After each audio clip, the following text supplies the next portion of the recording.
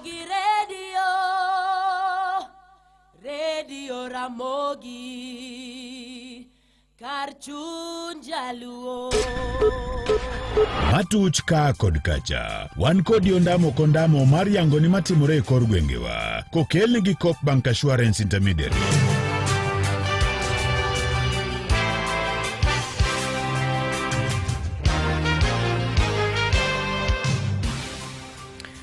Oyaure nyakora magajwang kendo machiegni achiche maduong' ma itudo kod nek ma osebedo katimore e gwenge mag Gemyala sub county county ma Siaya gikone to negi okinyi masane gi jopiny mane ni kode gi mirima mager mokalo. Achijno manyinge Charles Onyango ma ong'ere kod nying mar Oledhi ni kwa nyomaki odiochieng' manyoro aluora mar gweng' ma Kibus e county ma Kisumu kama ne odhi wuondore ni omanye tich mar kwath bang' bedo ka obedo ni okwepo bila chiegni dweche 2 bang' meko mare nyotere nyaka tesed obila Mayala kama be ne odine ema ka obila ne ogole mondo mikoro ne odhi owach kuma chije moko nitie to jopiny ne ofwenye ma ne ochweyo mayo obila ma onege ma gikone to nowang' ringrene. Komanda mar obila ma Gemyala sub county Charles Wafula ema noyango wach ni ka olero ni jagono ema osebedo ka itudo kod wach mar nek ma osebedo katimore e gwenge mag Gemyala sub county. Nek no osebedo ka geto joma mine kaachiel kod nyithindo manyiri matindo mag sikul e gwenge makono. Imedo winjo weche matut e kor gwenge gi Vincent Otieno. Weg nyamburko e boma ma Nairobi onyisi mondo mikoro giikre ne ng'ikruok mar wuoth mabiro bedo odiochieng' ma kawuono koluwore kod tuke mag CHAN mabiro timore odiochieng' ma kawuono. Ewi mano chiegni apeyni buora mantiere machiegni kod alap mar tuke kata kuonde ma tukego biro timore mano Kasarani kod Nyayo olor kata chenro mag wuoth biro bedo gi ng'ikruok e gwenge makono. Ewi mano koro nyisgi mondo mikoro giti gi apeyni mamoko kaka yo mar geng'o ng'ikruok moro amora manyalo bedo kama bende obila mar rito apaya biro bedo akicha mar konyo gimoro amora manyalo biro bedo e kinde ma tukego biro bedo ka chakore. Weche moko nyakwara mogi en ni jago moro ma jahigni 39 manyinge Lincoln Topi bende ne otong'o gi beti wuon mare ma jahigni 70 ma onego. Kata kamano en bende jogweng' mane ni kode kod mirima mager ne ok oweye ni mar embe ne okaw mana chunye kata ne okaw ngima ne oko gi thuolono kama ne opor kuome gi gocho ma ochuo nege e gweng' ma Kwisero mayudore kaunti ma Kakamega. Wachore ni jagono osebedo gi ywaruok e kinde kod wuon mare ka gilara lot sikuma gino ma bende ne omiyo jagono omayo wuon gi beti mane wuon mare oting'o tok wuon gi kwere mondo mi kik ne odhi ong'wed alot. Gikone ne otong'o wuon gi ma otho kanyo kata kamano jogweng' bende ne okowene thuolo ni mare bende unege mana gi thuolo no. Sasa vita ilianzia tu kwa sukuma. Kijana anataka vya bwerere. Kama hajafanya kazi kuchuna sukuma ya baba yake akienda kuuza kwa pombe akunywe. Sasa hivyo ndio baba alikasirika akaona juzi alichuna tena leo amerudia. Sasa vile kijana sukuma mzee akaanguka chini akachukua hiyo panga ya baba yake ndiye akamkatia. Nikasikia huyo kijana na kushaua baba yake. Baadaye huyo kijana alitoroka na akaingia kwa boma na Shemegi Truk. Sasa waliingia huko wakaforce afungue na kufungua kwake walimfuruta mpaka kwa barabara. Ndio akampigia huko wakimwacha akiwa mahututi.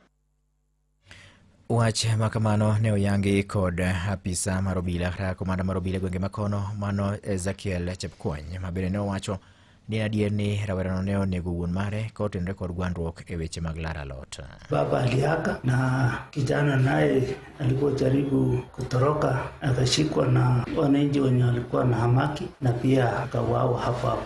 Challenge ya madawa za kulevya na pombe iko kwa wananchi kwamba watusaidie na information. Na unajua watoto wa siku hizi wameingia kwa kunywa vitu vibaya, wamekunywa bangi, wanakunywa pombe, wanasumbua wazazi. Na imefanya mpaka wanaua wazazi wao. Tunahimiza serikali ndiyo mbaya sana. Inaficha wale ambao wanauza bangi, wanauza pombe. Kazi yao ni kuchukua pale pesa na kuacha watoto wakiharibika. Wenye wanaharibu Kenya usachi wa pombe na bangi. Watoto wetu wamekaa na mapanga marefu. Imedo winjo weche matut e kor gwenge gi Vincent Otieno. Weche moko nyakwara mogi en ni weche Mountain Record arita kwe Lipot yango ne odwa bedo maweth mokale gweng' ma North Kanyajuok mayudore Rongo sub-county e kaunti ma Migori. Wach ma omiyo koro oganda moko e gwenge makono ywak ka koro gikwayo mondo mi apisa mag obila orid wach mar kachero magitimo e dier otieno e gwenge makono. Jogweng'go manotelni kod jalup ruoth mane osedhi rutaya Joseph Nyamanga bende ne owacho ni jomaundu odak mana igi kanyo kendo koro dwaro nitie mondo mi kaber to kolgi oko mapiyo kaka nyalore. Ne owacho ni jopith mathoth mag jamni oselalo mwandugi mathoth e lwet jokuoge mag dhok e bwo thuolo mar dwe achiel, ma bende owacho jokuogego koro sani moko kuomgi osebedo ka kwalo dhok odiochieng' alanga ka gitiyo kod nyamburko. En adieri ni kuo ng'eny, kong'o ng'eny, jaga nitie, sani kwalo dhok kendo ikwalo diek nyaka e udi. Nitie diek mano kwalo togu ka diek 5 molalala gi probox kamano. Dhiang' mar odoyo Miguna nolal kamano odiochieng', ikwalo odiochieng' alanga. Dhoge diek mage Ongoto olal kamano diek 5 molal odiochieng'. Koro wan gi pek mang'eny ahinya e North Kanyajuok ka. Akwayo ni mondo wariwre waduto mondo wakony chife wa tich mondo eka wathir jok ma timbegi richogi makwalo gigewa kata odiochieng'. Jatend loch nangano ma osedhi rutaya ne onyiso jodak ma ok e gwenge makono mondo mi koro ti machiegni gi apisa mag arita mar kolo oko kweth mag jomaundu ma osebedo ka koro keto weche mag arita bedo morochni kata maweth e gwenge makono, kama bende owacho ni en owuon ochiwore mar biro neno ni obedo lai manyime e chwalo weche mag arita yo makare kendo tiyo tich achiel gi apisa mag obila kaachiel kod jotend loch nang e gwenge makono kaka yo mar thiro tim mar kuo masani koro dwa jimbore mokalo e gwengego. Kwayo ni jopiny ni ka wayie wariwre kanyakla wakony chife wa tich mondo kuo gi maundu orum. Nitie kata manindo gi nyithindo matindo difaila owinjore watie gi te ka wariwre kanyakla. An asewuok sani mondo akony chief do wati kanyakla. Ok wabi wene ng'ato thuolo mar njao gweng'wa to pod wantiere. Imedo winjo weche matut e kor gwenge gi Vincent Otieno.